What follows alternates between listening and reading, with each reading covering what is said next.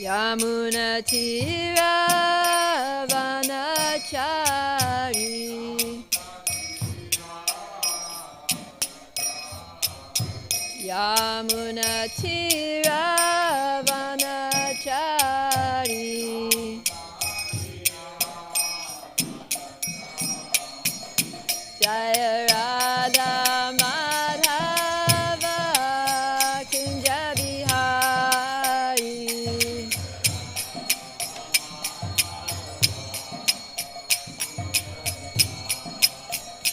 Jaya Radha Madhava Kunja Bihari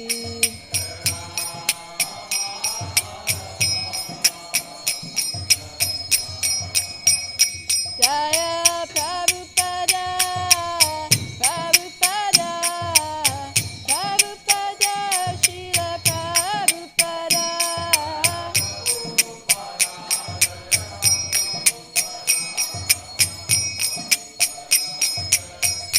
Nitya Gora Haribo, Haribo, Haribo, Nitya Gora Haribo.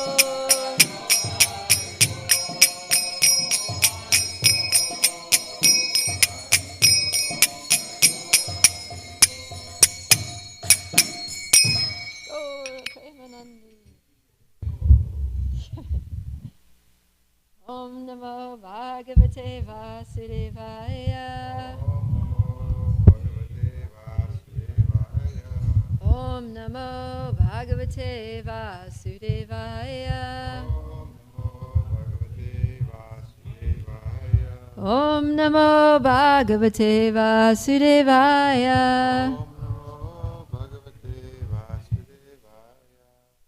Do this all together. Narayana Namaskritya Naram Chaiva Narottamam Devim Saraswatim Vyasam Tato Jayamudirayat Nashta Praeshu Abhadreshu Nityam Bhagavata Sevaya Bhagavati Uttama Shloke Bhaktir Bhavati Naishtaki Om Ajnana Timirandasya Gyananjana Shalakaya Chakshuru Militanjena Tasmai Shri Gurave Namaha. Jai. So welcome everyone to this morning's Srimad Bhagavatam class.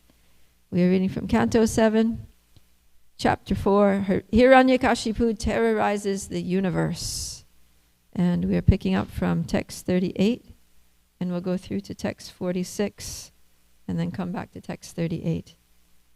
So we have a roaming mic. Hare Krishna. All right. Text 38. Prahlad Maharaj was always absorbed in thought of Krishna. Thus, being always embraced by the Lord, he did not know how his bodily necessities, such as sitting, walking, eating, lying down, drinking, and talking, were being automatically performed.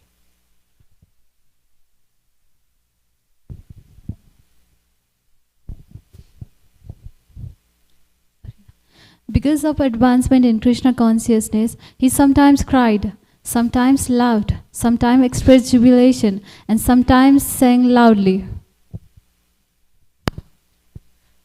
Sometimes, upon seeing the Supreme Personality of Godhead, Prahlad Maharaj would loudly call in full anxiety.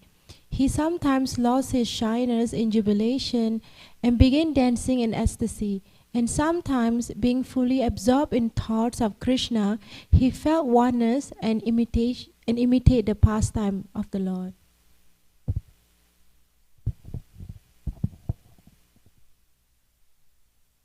Text 41. Sometimes feeling the touch of the Lord's lotus hands, he became spiritually jubilant and remained silent, his hairs standing on end and tears gliding down from his half-closed eyes because of his love for the Lord.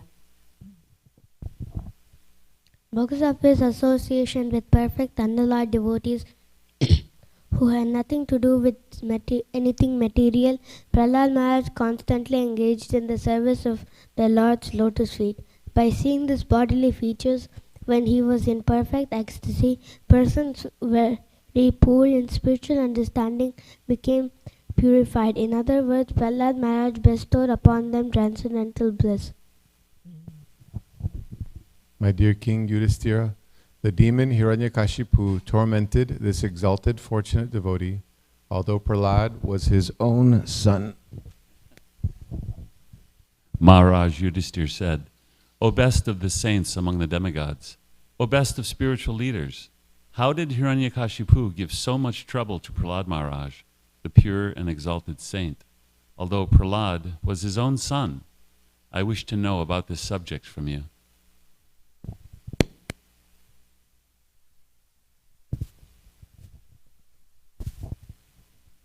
Text 45. The father and mother are always affectionate to their children. When the children are disobedient, the parents chastise them, not due to enmity, but only for the child's instruction and welfare. How did Hiranyakashipu, the father of Prahlad Maharaj, chastise such a noble son? This is what I am eager to know.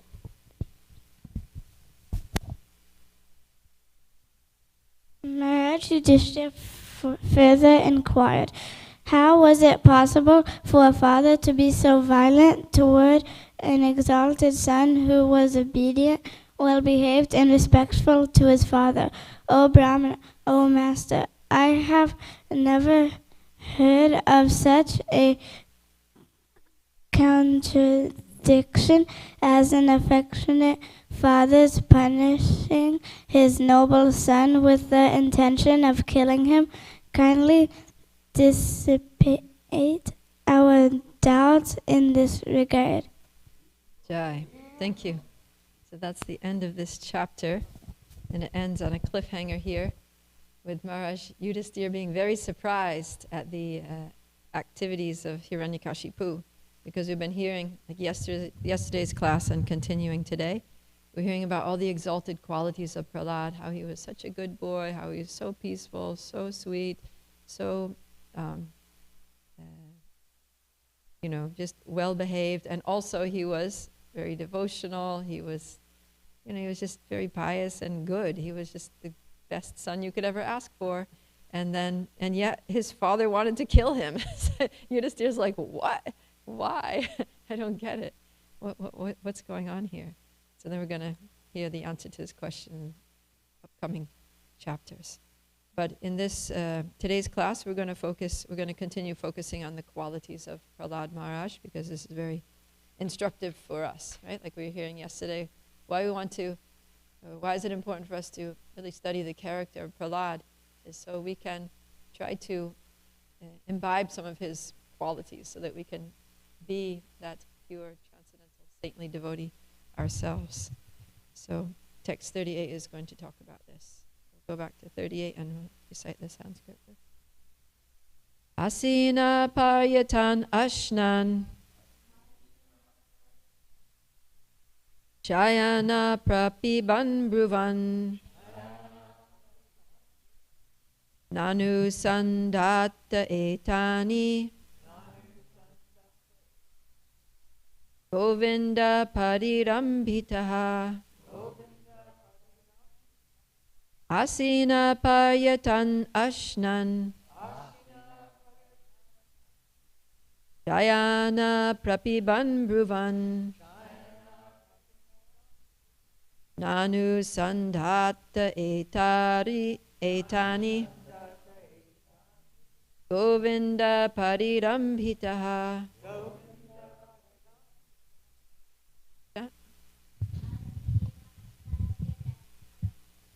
Ashina payatan ashnan Jayana prapiban bruvan Nanu sandatta etani Govinda parirambitaha. Ashina payatan ashni Sharanan prapiban bruvan Nanu sandatta etani Govinda parirambitaha. Asina payatan ashnan Shayana prapiban bruvan. Nanu sandata etani. Govinda parirambitaha. Let's do the word for word all together. Asina, while sitting. Paryatan, while walking. Ashinan, while eating. Shayana, while lying down. Prapiban, while drinking. Bruvan, while talking. Na, not. Anusandate, new. Etani, all these activities. Govinda, by the Supreme Personality of Godhead, who enlivens the senses. Parirambitaha, being embraced. Translation and purport by His Divine Grace A.C. Bhaktivedanta Swami Srila Prabhupada Ki Jai. Prahlad Maharaj was always absorbed in thought of Krishna. Thus, being always embraced by the Lord, he did not know how his bodily necessities, such as sitting, walking, eating, lying down, drinking and talking, were being automatically performed. Report. A small child, while being cared for by his mother, does not know how the needs of the body for eating, sleeping, lying down, passing water, and evacuating are being fulfilled. He is simply satisfied to be on the lap of his mother. Similarly, Prahlad Maharaj was exactly like a small child, being cared for by Govinda. The necessary activities of his body were performed without his knowledge. As a father and mother care for their child, Govinda cared for Prahlad Maharaj, who remained always absorbed in thoughts of Govinda. This is Krishna consciousness. Prahlad Maharaj is the vivid example of perfection in Krishna consciousness. Srila Prabhupada Ki Jai. So this is very nice. The word Govinda parirambitaha. So parirambitaha, I looked it up in the Sanskrit dictionary. It has two meanings. So one is embraced, and the other is being totally engrossed in. So I guess if you're being embraced by someone, then you don't have much choice but to be totally engrossed in them, right? You're fully conscious of them, and they're fully conscious of you. So it kind of the two things go hand in hand. And Srila Prabhupada brings out both aspects of that meaning of the word in his translation, because he says Prahlad Maharaj was always absorbed in thought of Krishna, so that's the idea of being always totally engrossed, thus being always embraced by the Lord. And so he uses both meanings in the translation. It's really cool how Srila Prabhupada does that. He often does that. It's interesting if you look up a word, you'll see, because Sanskrit words have many meanings, and often Srila Prabhupada he'll kind of like touch on all of the different nuances of meaning in his translation. So he does that here. And this mic is declining. Not cooperating today. I think that's it. Yeah, thank you. So Prahlad Nrsingadev is actually the incarnation who embodies the Vatsalya Bhav. So usually we think of Vatsalya Bhav as the devotee is the parent and Krishna is the child, like Madhya Yashoda's Vatsalya Bhav, right? Or Devaki's Vatsalya Bhav. But here it's the other way around, that Lord Nrsingadev comes to protect Prahlad. He is the father and Prahlad is the son. And we see that later, after Nrsingadev kills Hiranyakashipu, then he takes Prahlad on his lap, right? And he's got one arm around him and he's patting him on the head. So he's very much like in that fatherly affection mood. And so Prahlad, he's acting just like a small helpless infant, totally depending on the Lord. If those of you who are parents, you know that, or you've seen how parents with their very small children, like, just like a 1 or 2 year old child, the child doesn't have to think about anything. They don't need to think about their maintenance. The mother takes care of all of their bodily necessities, right? So the child will be, when it's time to eat, she'll just take the child and sit the child down and, be spoon feeding the child. When it's time to sleep, she'll be like, okay, she'll undress the child, put them in their pajamas, go to the bathroom, brush the teeth for them, right? Like you put the toothbrush in the mouth and literally like brush their teeth for them. And then, well, if they have teeth by that time. And then you lie them down in the bed and, make them go to sleep. Then you wake them up, you take them into the bathroom, you undress them, you get them wet, soap them up, rinse them off, dry them off, you do they don't have to think about it. They don't have to think about their bodily maintenance at all. You know, if they've been playing, okay, sit down, you need to rest now, just take it easy. Here's some water, drink it. They put the cup there to the kid's mouth. So, and your Singapore's been through all this. So, yeah, the child doesn't have to think about anything. So Prahlad Maharaj is like this. It says that he didn't even know how his bodily necessities were going on. Like how he was lying down, how he was drinking, how he was sitting, how he was walking, how he was eating. So in the same way, a small 1-year-old child, they don't have a clue even how those things are going on. The mother's just totally, or the father, the parents are just totally vigilant and just doing all the things for the child. They don't have to think about it. So this is Govinda Parirambitaha. And if you don't have to think about your bodily necessities of life, then what are you going to think about? Krishna. If you don't have to think about your maintenance, you don't have to think about what you're going to eat or when you're going to eat or how you're going to eat or what you're going to wear or how you're going to, get things that you need, then you can just be totally free to think about Krishna. You don't have anything else on your mind, no anxieties, no worries, nothing. It's all taken care of. So this was the situation with Prahlad. He was so taken care of by the Lord, personally taken care of by the Lord. And not just his physical necessities, but also, his emotional needs. He was totally comforted and protected. He was embraced by the Lord. He was constantly within the loving embrace of the Lord, figuratively speaking. So like that, when we surrender to Krishna, we can just put our life in his hands. And Krishna actually wants this. These are two of the principles of surrender, is to accept the Lord as one's maintainer and accept the Lord as one's protector.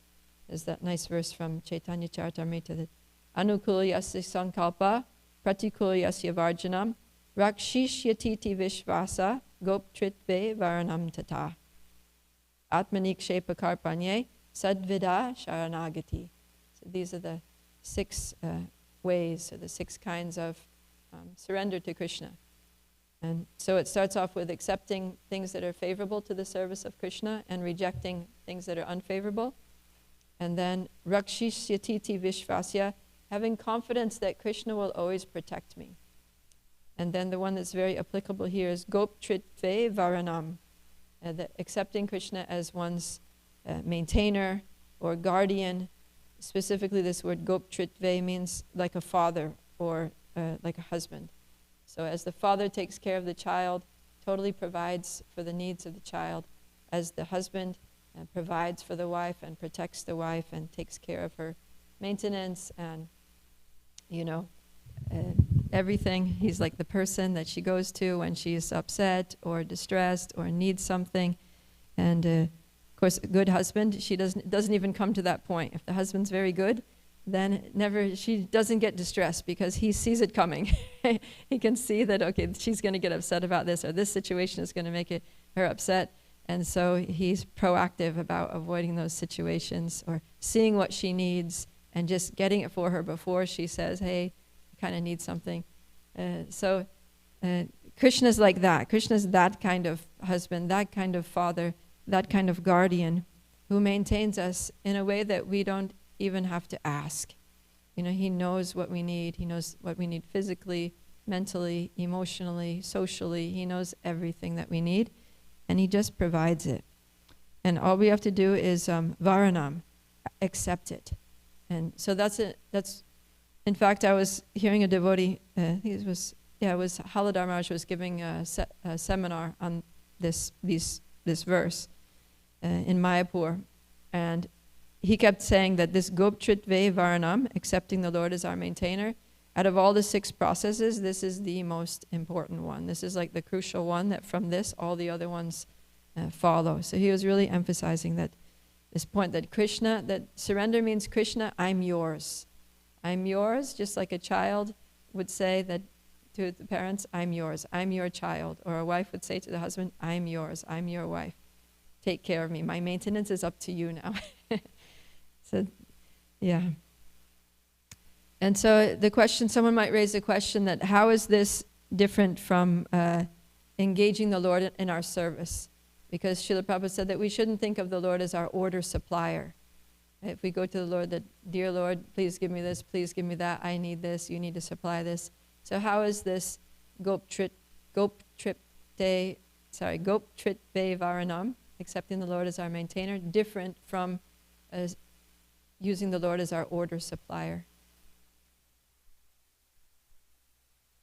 Answer.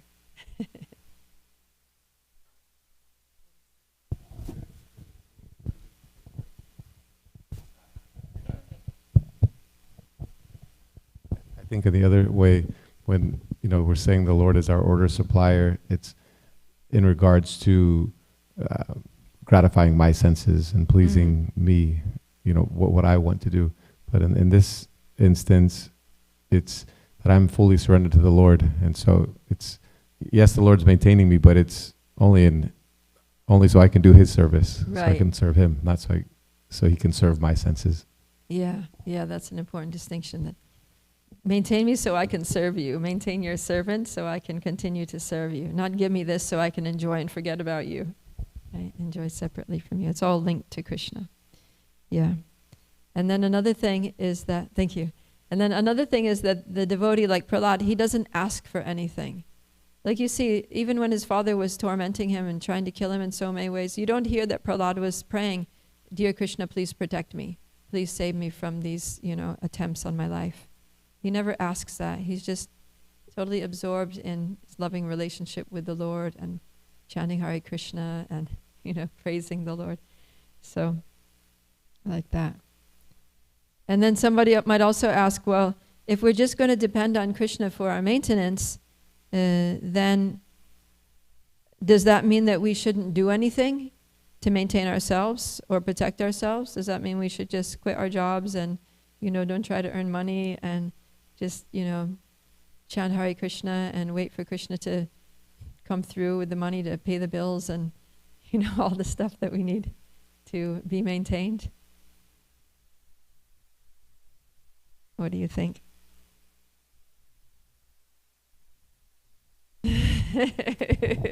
Tulsi Saki says no. Don't quit your job yet. Is it that we do what our nature propensity is and depend on Krishna's mercy? Yeah. So we need to act, right? We need to act according to our nature. And there's a lot in Bhagavad Gita about that we need to do work. We can't even maintain our physical bodies without work. But the work should be done as a sacrifice for Vishnu. So remember that this also I'm doing for you. This is also a kind of service, right?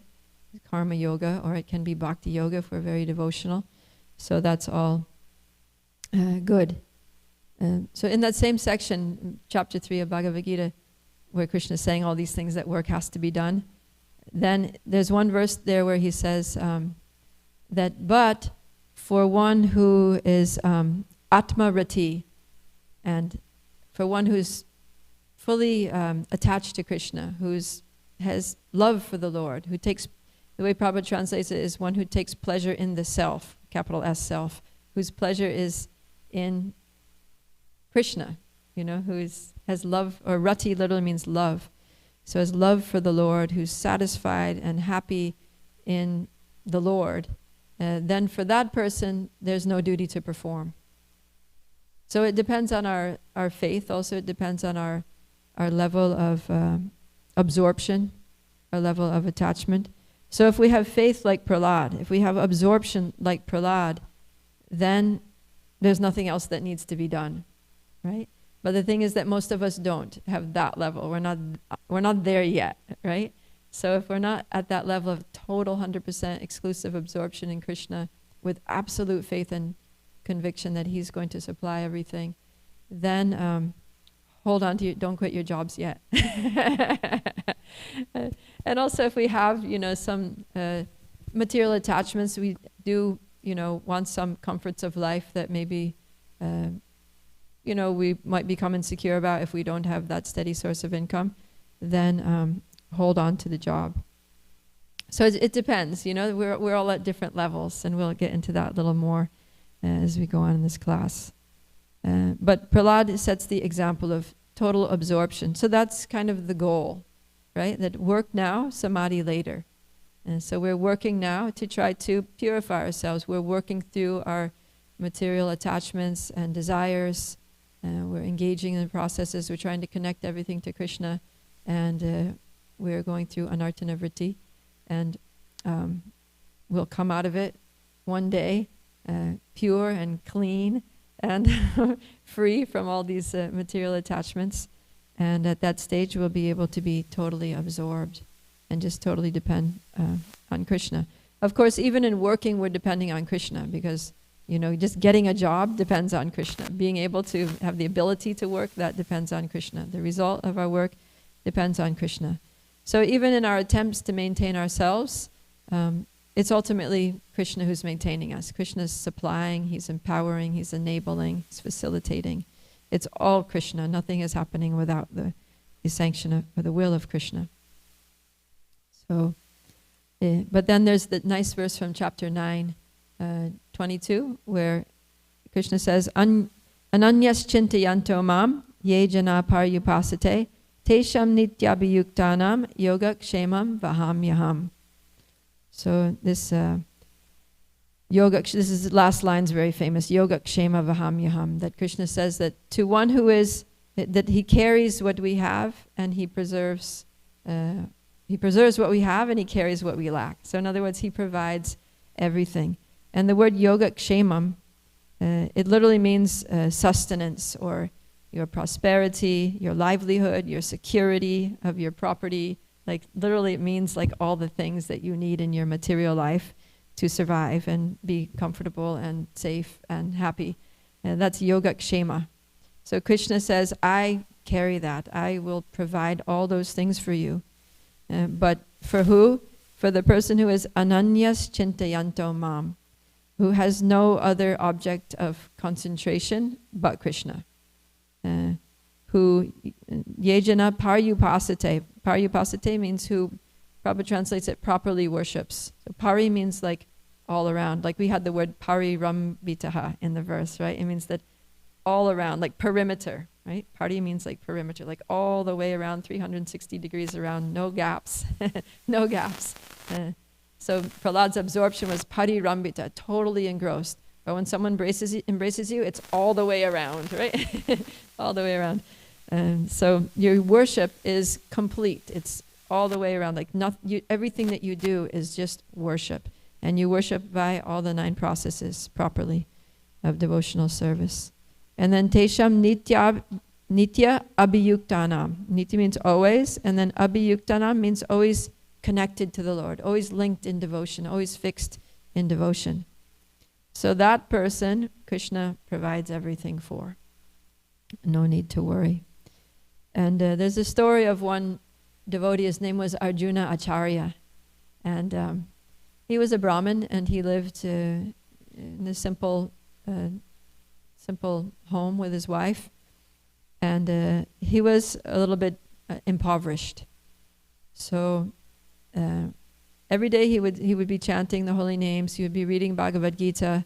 And sometimes he was kind of scraping by, borrowing from the neighbors or something, and he was a little bit in debt with the neighbors and behind on paying his bills and things.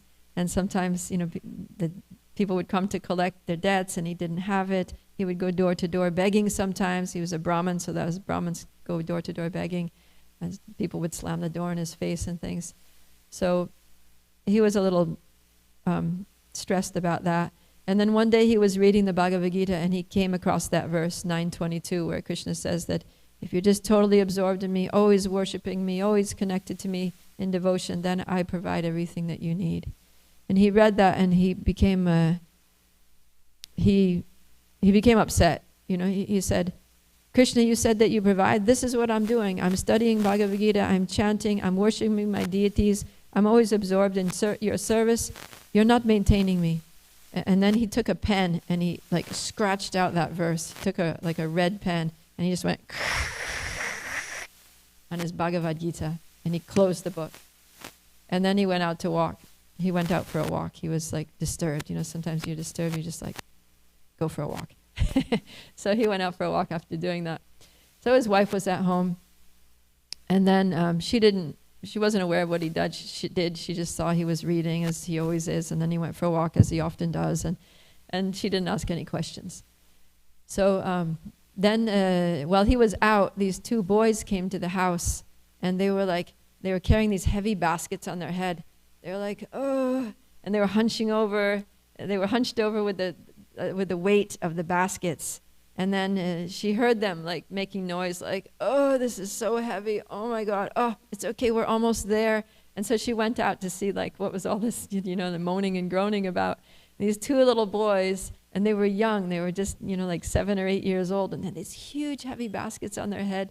They couldn't even get it off their head. She's like, okay, just wait. I'm going to help you. So she helps them put the baskets down.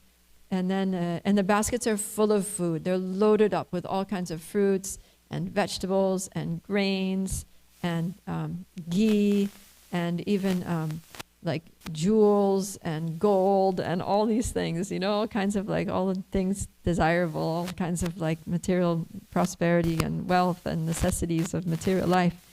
And so she gets them out and she says, who are you and where have all these things come from? And then the boys said, well, we've come from the market, and your husband came to the market today, and he demanded all these things of us, and he threatened us. He said he was going to kill us if we didn't supply these things, and we got very scared, and it was too much for us to carry, but he was beating us. He was beating us with a stick very hard on the back. And then they said, just look. And then they turned around and they took off their chudders, and the back was covered in like red, like lash marks, like all these red lash marks. And then, and the woman said, well, she said, I'm so sorry that this is so unlike my husband. He's not a violent person. He's not a cruel person. I'm really surprised that he did this, but, you know, I believe you. Anyways, I'm sorry. Please let me, you brought so many nice things. Let me prepare something. Let me cook for you. And, you know, and they said, no, we're afraid that your husband's going to come home and that he's going to beat us again. And we just need to get out of here. Get out of here quick. So maybe she gave them some water or something like that only. And then they left. So then within a short time, the husband came back, and he came in and he was like, you know, feeling down still, feeling like, you know, a little depressed. And then as soon as, when he came home, wife heard him coming. She's at the door and she's like this. She's like, what have you done? And then he said, what do you mean? She said, look. And then she showed him all the food and things like that and baskets of things. And he said, well, where did this come from? How did this get here? And she said, well, you should know. You went and made demands of these small young boys, and you pressured them and threatened them and beat them and made them bring the things here. What happened to you? And he's like, I just went for a walk. I didn't even go to the market. I don't know what you're talking about. And then he started to understand that like something mystical happened. And he said, wait a minute. What did these boys look like? She said, well, they were very, very beautiful. They were just young boys. Maybe one was 8, one was 7, one was a little bit dark skinned, the other one was very light skinned. And they were so sweet. They had these lotus eyes that, you know, went all the way to their ears almost, and thick eyelashes and curly hair. And, you know, one was wearing blue and one was wearing yellow and like that. And he was like, oh my God. He was like, those are not ordinary boys. And then he went to his Bhagavad Gita. Oh, and she said, and I can't believe how you beat them. And then she said, what do you mean I beat them? And she said, yeah, he showed me. Both of them showed me. They had these lash marks on their backs where you had beat them with the cane, the stick. And it was like lines going across their back, these dark red, deep lines. And he said, oh my God. And then he went to the Bhagavad Gita and he opened it up to that verse. And then he saw how the red lines were like there all over the verse. And he just started like crying. He was just like crying and crying. And then he explained to his wife what happened, and then she started crying. And then he said, I'm so sorry, Krishna, I'm so sorry that I doubted you. So, yeah. So if we just depend on Krishna, then Krishna takes care of everything. And when Krishna takes care of everything, then we can just think of Krishna, which is what Prahlad was doing. And we're seeing here how, due to thinking of Krishna, then Prahlad was having all these ecstatic emotions. That sometimes he was crying, and sometimes he was laughing, sometimes he was calling out loudly due to feeling separation from the Lord, and sometimes he was in jubilation. It says here, not a lot of time. Anyways, I want to read the purport to text 40. Prabhupada writes, Prahlad Maharaj sometimes felt that the Lord was far away from him and therefore called him loudly. When he saw that the Lord was before him, he was fully jubilant. Sometimes thinking himself one with the Supreme, he imitated the Lord's pastimes, and in separation from the Lord, he would sometimes show symptoms of madness. These feelings of a devotee would not be appreciated by impersonalists. One must go further and further into spiritual understanding. The first realization is impersonal Brahman, but one must go further to realize Paramatma and eventually the Supreme Personality of Godhead, who is worshipped by transcendental feelings of a devotee in a relationship of Shanta, Dasya, Sakya, Vatsalya, or Madhurya. Here the feelings of Prahlad Maharaj were in the mellows of Vatsalya, filial love and affection. As a child cries when left by his mother, when Prahlad Maharaj felt that the Lord was away from him, he began to cry. Again, a devotee like Prahlad sometimes sees the Lord is coming from a long distance to pacify him, like a mother responding to a child, saying, "My dear child, do not cry, I'm coming." Then the devotee, without being ashamed due to his surroundings and circumstances, begins to dance, thinking, "Here is my Lord is coming." Thus the devotee, in full ecstasy, sometimes imitates the pastimes of the Lord, just as the cowherd boys used to imitate the behavior of the jungle animals. However, he does not actually become the Lord. Prahlad Maharaj achieved the spiritual ecstasies described herein by his advancement in spiritual understanding. So, I like this point that Prabhupada said that, that the Lord is worshipped by the transcendental feelings of a devotee. So we have to come to this stage of having transcendental feelings. And I have a slide that just going to put there. This is actually, I heard a class by Swayam Bhagavan Keshava Maharaj where he showed a slide that was similar to this, talking about how as we go, as Prabhupada says, one must go further and further into spiritual understanding. So as we go deeper in our Krishna consciousness, we pass through these different stages of devotion. The class that Maharaj gave, it was called something about consistency. It was based on, the topic was consistency in our devotional service. So it's showing how our Krishna consciousness deepens by our consistent practice. And so, we go through these stages of at first just having an inclination. So Shraddha in the beginning is a very light faith, that we have an interest, or we have an inclination to spiritual understanding. And then that inclination brings us to the association of devotees. And then the more we associate with devotees, the more we start to really think, wow, this is really great. I feel really good about being here. I really connect with these people. It's nice to be in a community of like-minded spiritual seekers. And then at this stage we come to identify as a devotee. Right? So just after coming to the temple for some time, associated, making friends with the devotees, you start to connect to the community. You connect to the temple, and you feel like, okay, this is my temple. These are my people. These are my friends. This is who I am. I'm a devotee. I am a member of Shri Shri Radhakala Chandji devotee community. And so when we start to identify as a devotee, as a servant of Krishna, as a member of a devotee community, then our goals in life start to change, right? Instead of thinking that the goal of life is sense gratification, we start thinking that the goal is to be a devotee, to get purified and be a pure devotee, to go back home, back to Godhead, to make this our last lifetime in the material world. And then when our goals change, then we're going to start to practice the process. So then the process starts with bhajana kriya. And bhajana kriya literally means to do bhajan, or to do worship. So then we start taking the process seriously. We start chanting Hare Krishna, doing japa, doing kirtan, studying Prabhupada's books, attending classes, doing service, like that, under the guidance of spiritual masters, shiksha and diksha gurus.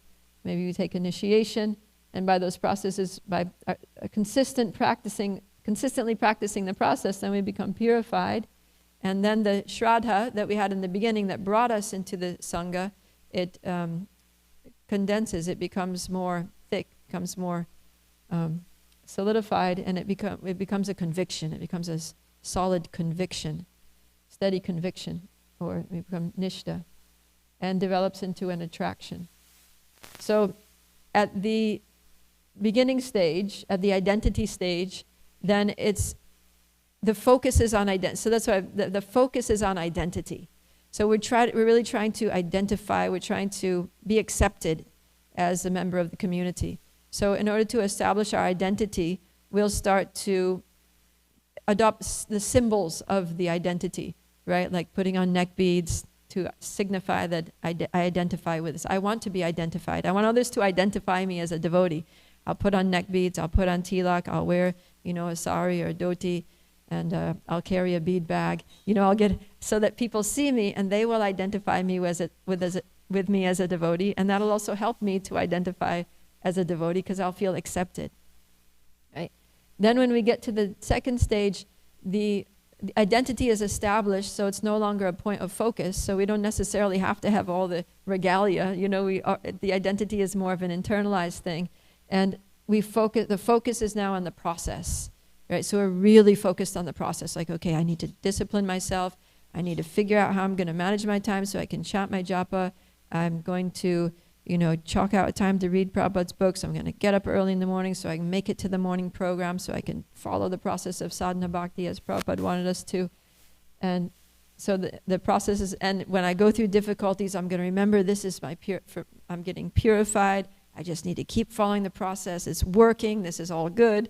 So the focus is on the process and what the process is doing. And then as the process works and that attraction becomes more, then we come to the next stage, which is where our focus is no longer on the identity, because that's kind of like a given at this point. And it's no longer even on the process, but the focus becomes on Krishna himself. We're just focusing on Krishna. It's about Krishna. And at this point, because we develop a strong emotional connection to Krishna. So we're starting to have actual genuine devotional feelings for the Lord. And when we hear about Krishna, when we chant Hare Krishna, then there are emotions, right? There's a deep spiritual connection. There's bhava. There's some transformation in the heart. And as the heart changes, the heart melts, then love starts to grow by the mercy of Krishna, by the mercy of the Vaishnavas. Then our dormant love for Krishna awakens. And then the process at this point, when we actually have those feelings for Krishna, when we're totally absorbed in Krishna, like we see Prahlad Maharaj, then the process takes care of itself. There's no question that we're not going to chant our 16 rounds. There's no question of breaking the 4 regs. There's no question that you're going to come and take darshan or think of Krishna or, hear about Krishna, study the books, because that's just what you do. It's just because you love Krishna, you're going to do those things. Because you have feelings for Krishna, and those feelings become intensified when you chant Hare Krishna. They become intensified when you hear about Krishna. So that's what you do. Your heart drives you to do those things. It's not a question of like discipline anymore. It's that you can't not do those things because your love just impels you to do those things. So that's the stage that Prahlad Maharaj is at. And that's the stage that we can also come to if we just follow the process. So the thing to remember with this is that at every stage, the person is a devotee. In fact, even before they come to the stage of Shraddha, they're a devotee, but they're a covered devotee. So everyone is a devotee. Everyone's a part and parcel of Krishna, and at heart, we're all pure devotees. but we're just at different stages. So before even having any faith in God, maybe even if the person is an atheist, they're still a devotee. It's covered. Their devotion is covered. Their love for Krishna is covered. Their consciousness, their awareness of their self is just totally covered. But then the material world is designed in such a way as to force us to approach the Lord, right? It's designed in such a way to just bring us to our knees through the school of hard knocks and make us turn to the Lord and try to find shelter. And then that gives us an inclination, and that brings us to the association of devotees. And then when we come to the point of identifying as a devotee and appreciating sadhu sangha, then we become at first a casual devotee, right? So we haven't taken any vows yet. We're not committing ourselves to anything yet, but we like being with devotees. We come around, we like prasadam, we like kirtan, we like hanging out with the devotees, and it's cool, right? We're just casual. But we're still attached to our other things, so we kind of come and go. It's not too serious. It's just kind of like, yeah, it's cool. I like it. It's fun, like the devotees. So, like that. But then when we start actually taking the process very seriously, then we become a committed devotee. We make commitment to the process. That's when we take vows. We take responsibility for services. We sign up to do a specific service, every day at a certain time, right? That I'm going to, help with the cooking, or help with the cut up. I'm going to be there for this program. I'm going to give class on this day, or whatever it is. We commit ourselves to service. We commit ourselves to the process, and we may commit ourselves to, a guru-disciple relationship. And then through that commitment, when we're consistently holding ourselves accountable to our commitments, when we're fulfilling our vows, when we're following through on our services very responsibly, then gradually we evolve into a confidential devotee.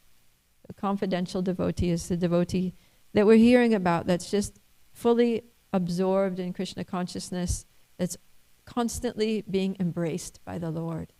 And that as a confidential devotee, you really feel that. You feel that, Krishna is always there for you. He's personally making all the arrangements in your life.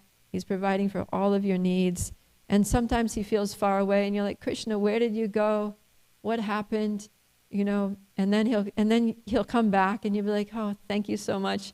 Thank you for reminding me that you're still there. Actually, I understand you were always there. And Krishna's just comforting you and giving you solace, giving protection, providing for everything in the most wonderful way. And so that we don't have anything to think about except Krishna.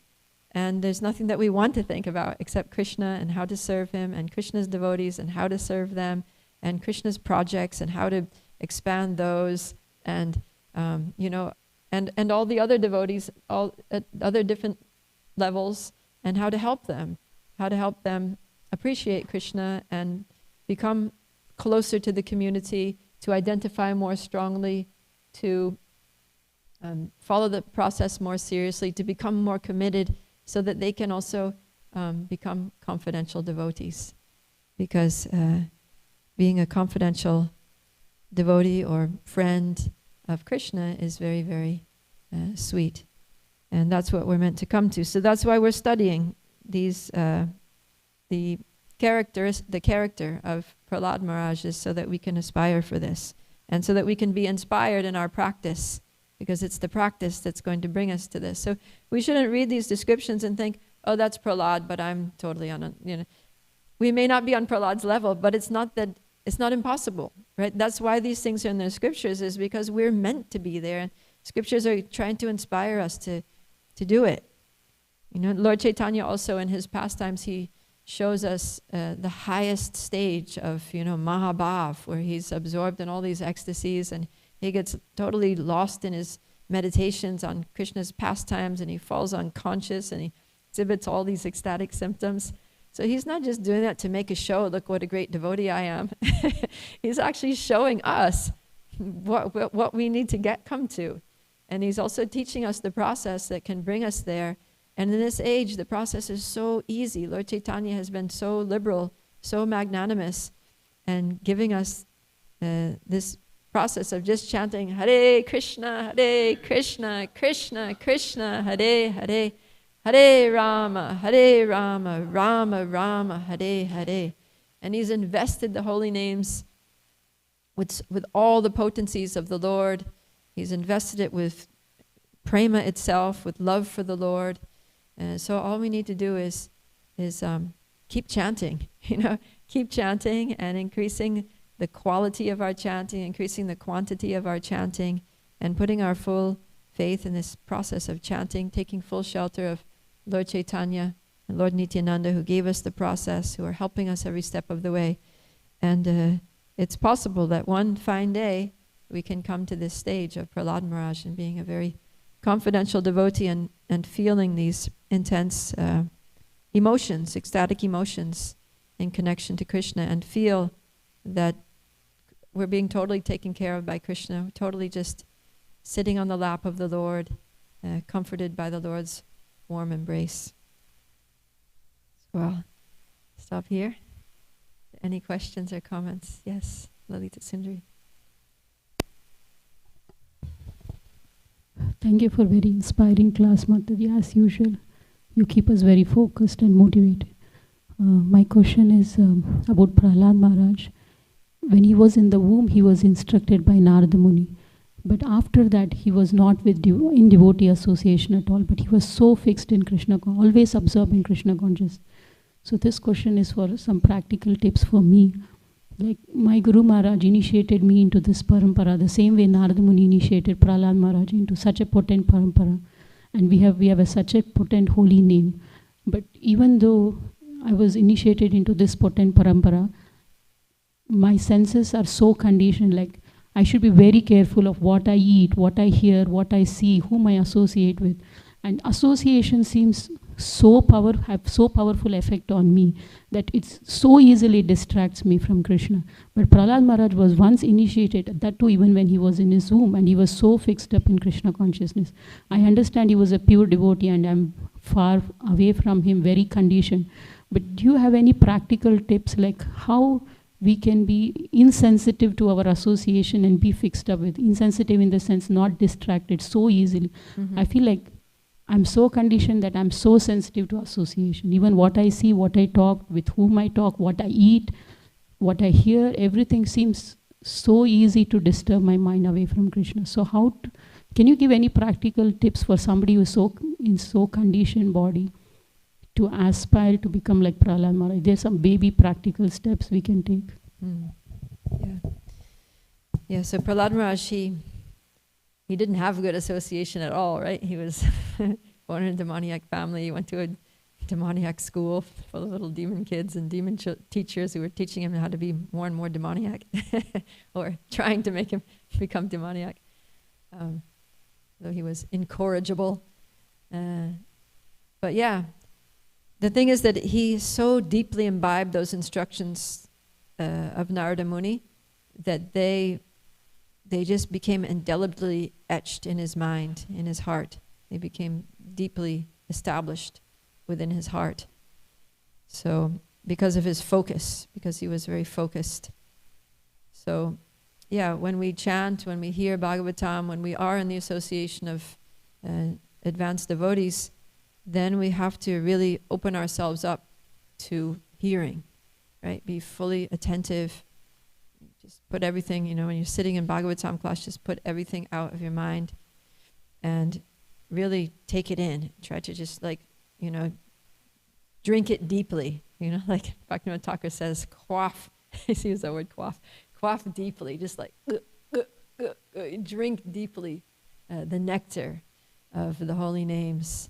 And just take it very deeply into your heart, into your mind, into your consciousness, in your intelligence. Let it just saturate every atom of your being, gross and subtle atoms of your being, and go to the soul. And then so that it stays with you, right? Don't let it be like, water that just rolls off a duck's back, We don't want it to be like that, because sometimes we do that. We come to a class and we hear it, and it's like, okay, we got some water droplets on us, but as soon as we walk out of the room, we give a little shake and it all rolls off, right? So we don't want it. We don't want to be impervious, you know.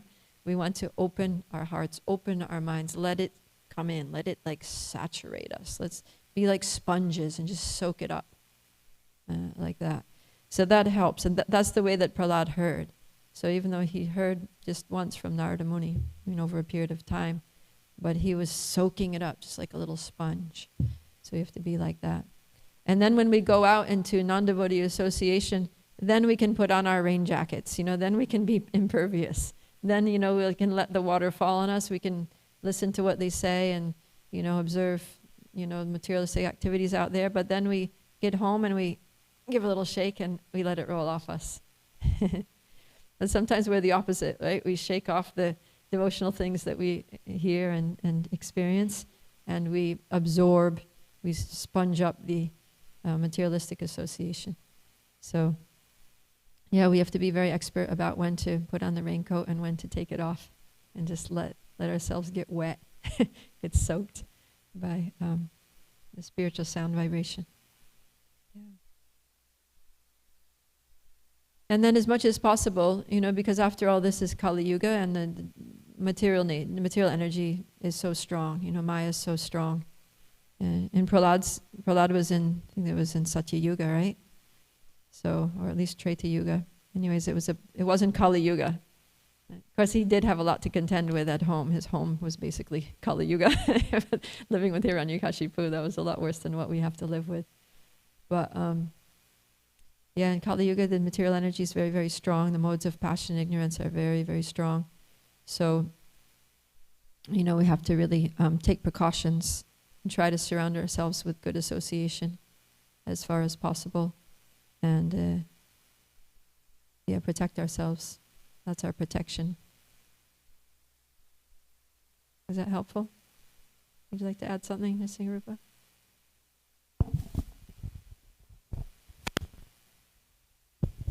I had two thoughts actually. One was there's this story that I heard a long time ago, and I can't remember where I heard it, and I can't find the source of it. So maybe somebody in this class can help. But there was a person, and he was cursed, and he was stuck inside of a bamboo piece of, like a bamboo plant. He was stuck inside the plant, and his brother went and got like an advanced devotee to come and speak Srimad Bhagavatam to help him get freed from the bamboo stick. You've heard this story before? Oh.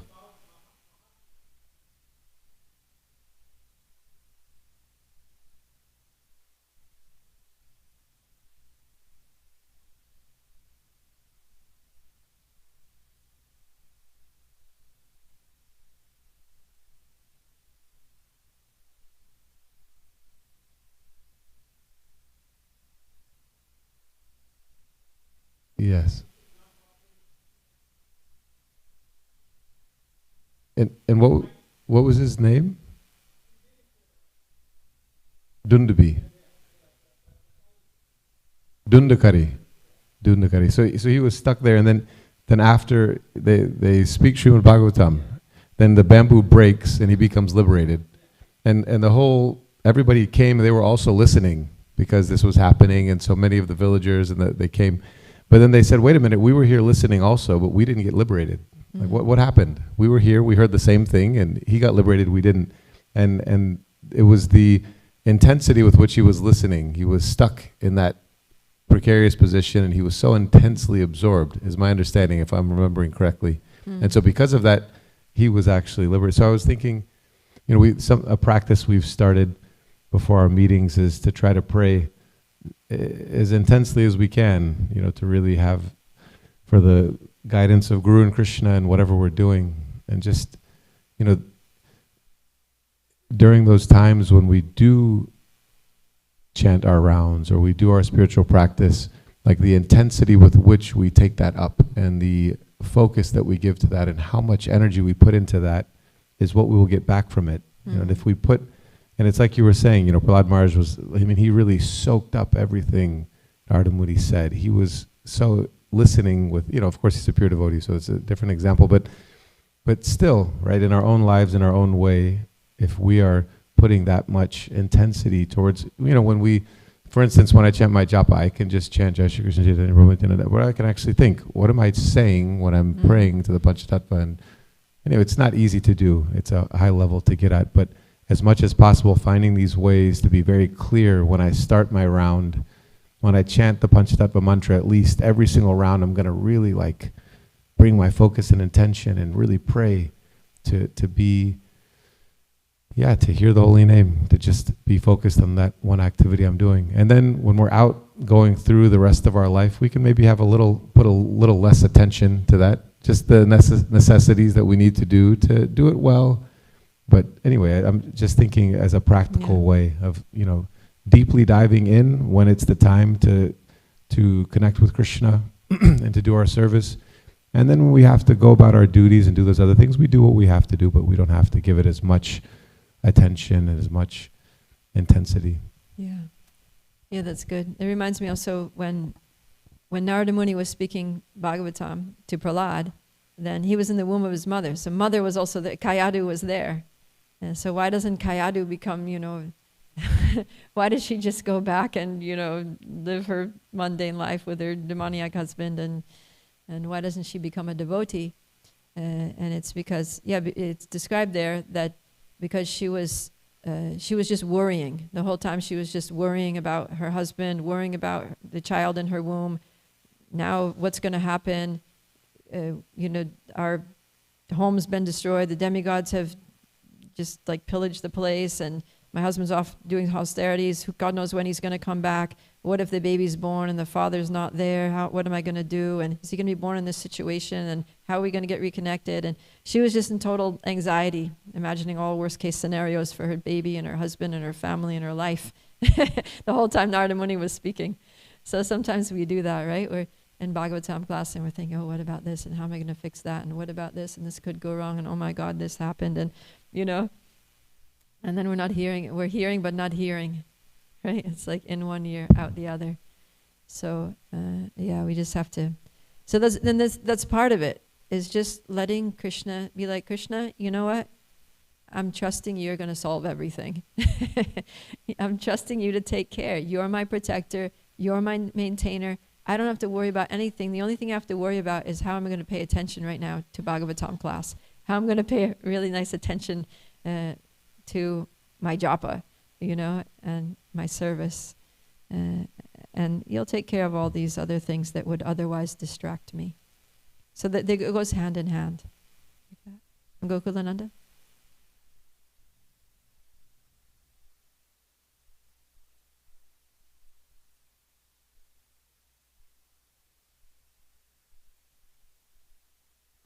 Jiva Goswami mentions in Bhakti Sandarbha that these 9 stages, they are not linear. They are, but they're cumulative. Mm-hmm. So every stage is present in every other stage. Yeah. And then it is also said in the scriptures that up to Bhava stage, a sadhaka can fall down. Like we see Bharat Maharaj, right? Mm-hmm. He fell down from Bhava stage. But if you look at Prahlad Maharaj, he was at Prema stage. So from that particular stage, it's very difficult to fall down. So when there are chosen souls like him who are on a mission, like Prabhupada, Srila Prabhupada, right? When he came to the West, he didn't have any association, so to say.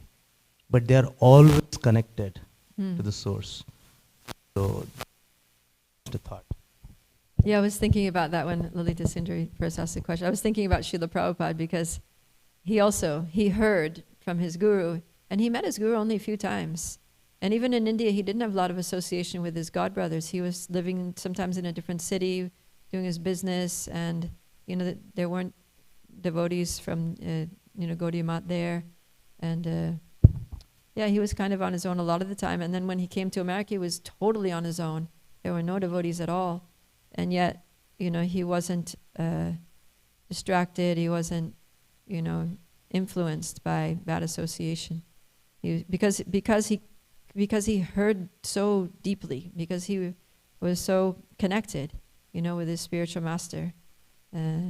always praying, always remembering, always taking shelter, like that. So yeah, if we have that consciousness of just, even when we're out in the world and not a devotee in sight, just always remembering, our Krishna, remembering Prabhupada, remembering our gurus, remembering devotees, remembering what we heard in class, chanting Hare Krishna, at least in our minds, then we're going to be safe. And Krishna will protect, if that's our consciousness. And that's what it means to surrender, is to protect, to accept Krishna as our protector in all situations, even a situation where we don't have association. Yeah. Okay, we better stop. We're way over time. Grantaraj Srimad Bhagavatam ki jai, Srila Prabhupada ki jai, Gaura Premanandi, Hari Hari Bo.